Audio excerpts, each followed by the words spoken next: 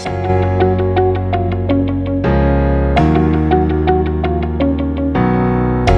everyone and welcome back to another video here on Sam's Crafty Castle, and today we are going to be making this flower card with two different types of foiling.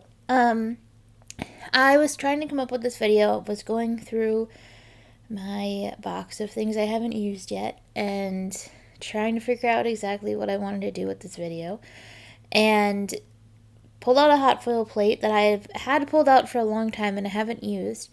And then looked at something else, had a toner foil sheet already sitting out on my desk, and went, let's do a little foiling experiment in this video. Not really an experiment, just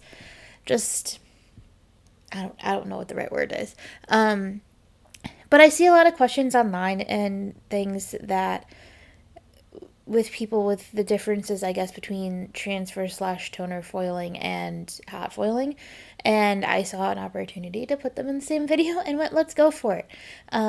This is not like one of my most favorite cards ever, but it still it's growing on me. It's one of those ones that took a little while to grow on me, but it did. So there's a lot going on in this video. So I do have specific videos on hot foiling, and I have specific videos on toner foiling. You can find them on my channel. But this one, I'm going to talk more about kind of the differences. Obviously, they're similar in the fact that they're both foiling, but the methods are very different, and there's different things you need to know. So we're starting kind of with the hot foiling section of things. So I've plugged in my Gemini Foilpress and have that heating up and doing its thing over on the side, but I also wanted to use this stamp set from Tailored Expressions, which is one of their sentiment strip stamp sets, but I don't remember the name of it right now. It's the birthday one. I'll have it linked down below. And I wanted to kind of get that going while this was heating up. So now my foil press is heated up, and I'm going to use my foil plate. And I do want to share one thing, because I did try something a little bit different this time. I'm still fairly new to hot foiling. I've had my foil press for a while, haven't used it much. I've been kind of trying to challenge myself to use it more, because I kind of want to get myself a better press for like a Christmas gift to myself. Potentially. I do have it on my Christmas list for my dad, so I can't buy it till after Christmas. Just in case he gets it for me. I don't think he will, but just in case. So it'll be an after Christmas gift to myself, most likely.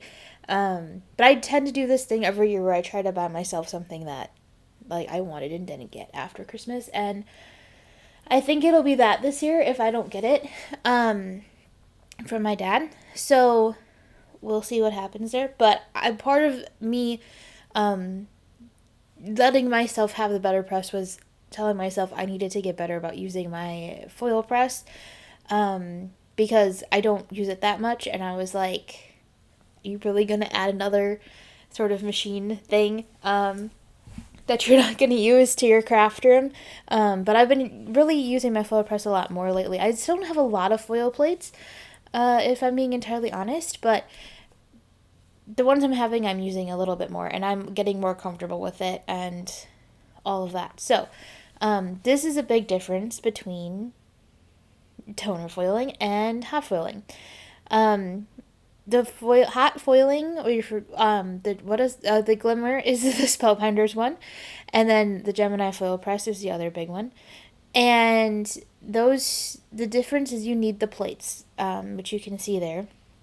Another difference in sort of the method of it, there's other things to talk about that are different, but the method of it is the colored side goes down. With toner foils, the colored side goes up. So it is different, but you still get pretty shiny results, and that's the fun part. The other thing with hot foiling is you need a die cut machine that's compatible. That's why I have the Gemini, because at the time when the hot foiling kind of started to come back, I didn't have a die cut machine that would work with the glimmer, but I had a Gemini, and that needed a specific foil press. Now I have the Intricut. I will admit, if I could go back and do it again, if I didn't already have the foil press from Gemini, because that's what I had at the time, I'd probably get the glimmer machine. And it's not that I don't like the Gemini, it's just, or the Gemini foil press. It's just I'd rather use my Intricut than my Gemini these days. Although I do still use my Gemini sometimes, because sometimes I am too lazy to get my inch cut out. But still, like, that would be my personal preference, I guess, at this point. But my Gemini Foilpress works fine. I actually bought it used on Facebook. I didn't even buy a new one. So, because I wasn't sure I was going to like it, and I didn't want to spend all the money on it, so I bought a used one on Facebook. Okay, now we're going to do the toner foiling. Here's the difference here. You have different machinery requirements. So I have my Gina K Designs Fuse. There's also a Mink. You can use laminators. It's a little more, I feel like the transfer toner foil is a little bit less of a barrier to entry if you want to get into foiling. Like, if I was gonna like level step foiling, the first step would be this kind of foiling, the toner / transfer foiling, and then the next step up would be the hot foiling, which is really how I did it, honestly. So maybe that's why I feel that way.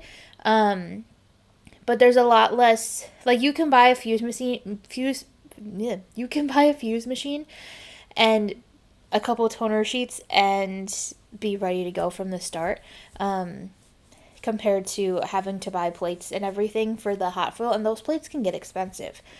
But it is a little bit different, and I do at this point like having both options.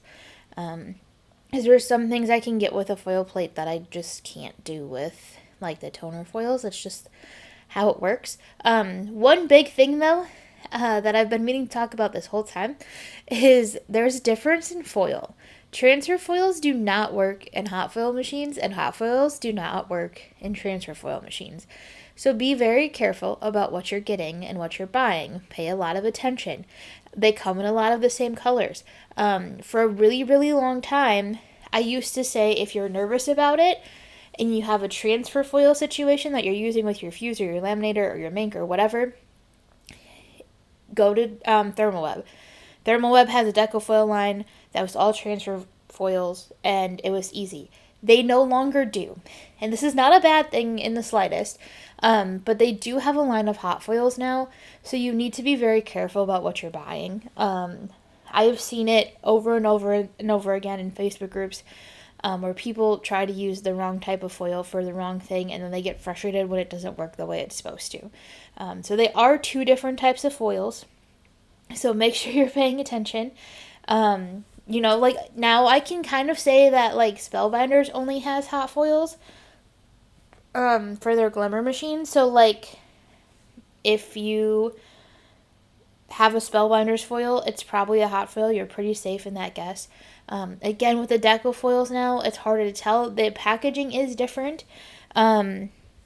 And I think the hot foils come on smaller rolls, but I haven't really looked into the hot foil from Thermalweb yet, so it is on my list, but I have not gotten that far yet. So I can't say for certain that the packaging, I just know it exists, is that different. I know they look different on the website, though. So just be very careful. I don't mix my foils together. I have one space where I keep my hot foils. I have one space where I keep my transfer foils. So, that's just one major thing with hot foil and transfer foil that's different. And again, other than that, it's pretty much how you get your design. So if you're doing transfer foil, you need your polyglaze, your toner sheet, your deco foil transfer gels, anything like that. With the you could theoretically excuse me, you could theoretically laser print your own toner designs too if you wanted to. That's a little bit harder and a little bit trickier to do, but you can absolutely do it. And then the hot foils you need your plates for. Now the hot foils you can do on colored paper. I did mine, here it is again, I did mine on a dark brown, I think it's Gina charcoal brown paper, because I can just use whatever paper I want to. For the most part. I mean, you'll get mixed results if you with some papers, just like everything though. So sometimes it's a little trial and error, but for the most part you can just like use a colored paper if you want to have a colored background. With the transfer foils, you could do that if you were using the transfer gel and a stencil, but if you're using the toner designs, for the most part, they're going to come on white with a white background. So if you want it to be colored, you have to ink blend it, which you saw me do earlier, because I decided I wanted those flowers on a blue background instead of a white, because I didn't have a lot of white going on in this card to start. I add a lot later, but that wasn't in like the intention at first, so I did that on a blue, which can sometimes mess with the color of your foil a little bit because you want to ink blend after you foil. The foil will resist the ink blending, like the ink that you put over top. Earlier, you would have seen me wipe it off with a paper towel just to get as much of the extra ink off the foil as I could. But it does sometimes change the colors of the foil a little bit, I find. Not like majorly, but it does just a bit. So just things to be aware of and things that are different. Nowadays, you can also, I don't do it with this one. I did save the pieces to do this, but I did not actually show you it because I haven't figured out what I want to do yet. You can also foil the negative pieces, and that you can do with a hot foil machine as well if you get the special plate.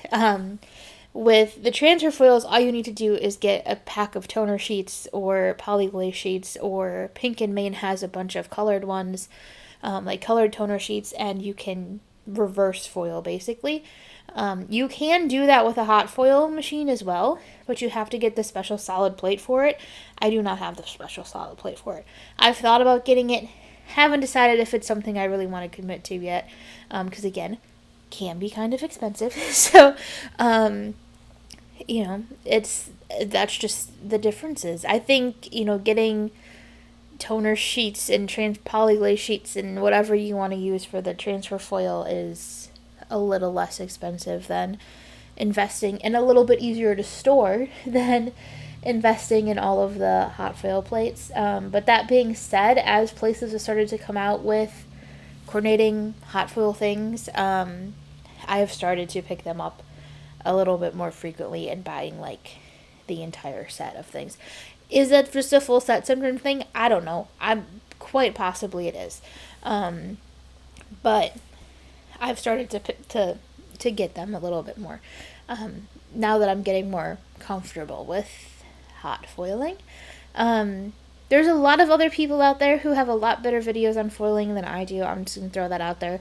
If you like the transfer foiling, the deco foil kind of stuff, Gina's got some great videos with her fuse now, and even just when she was working with Thermoweb before she had the fuse, like just using the laminators and the minks and stuff from them.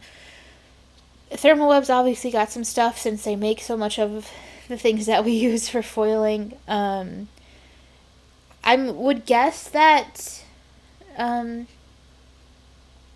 Spellbinders has some decent glimmer stuff. I haven't really looked into that, but I would be surprised if they didn't. Jennifer McGuire, though, is where I learned most of my hot foiling from. I think Jennifer is where we learned most of our things from. But she's got some really good hot foiling videos and regular old transfer foil videos as well. So if you want even more comparison between the two, Jennifer's obviously a great person to check out. Jennifer's a great person to check out regardless. But so I'm just working on putting together the last of my card here. I kind of don't. I guess I know what I would do now. The flower I felt like was a little bit boring, and now I'm thinking that I should have like shimmer sprayed it or something, and that probably would have helped. But we're just going to put the card together. I hope this was just meant to be like kind of an overview of the differences and little things that I know to be different between the two types of foiling. So I hope it was, I know it wasn't super, super in-depth on either one, but I hope it gave you an idea of some of the differences and how they work. And one is not better than the other, in my opinion. I don't think it's better. I prefer transfer foiling with the laminators or laminator foiling. But I don't think it's better than hot foiling necessarily. I think they both have their place, and if foiling is something you really, really like, and you like the metallic, shiny little bit that it adds to your cards, then go for it. I don't think necessarily everyone needs to have both options. I think you can pick which option works best for you. I like having both, but I definitely transfer foil a lot more than I hot foil. I also think hot foiling, I think one of them needs a new name, because I feel like hot foiling, because you use the heat from the laminator, is a little bit deceptive. Because a lot of people are like, oh, hot foiling because there's heat. But it's a little bit confusing at times with the names, because you can also in some cases do more of a cold foiling with your die cut machine depending on what you're using. So lots of variations and things and confusing names, and it's definitely something that takes time to learn, and it's something that takes a lot of practice and trial and error, and sometimes that's frustrating for people, and I understand that. But it's just, you gotta figure out what works for you, like so many things. So anyway, that's it. That was the video for today. Thank you so much for watching. Don't forget to like, subscribe, and comment down below, and I will see you again soon, and have a crafty day.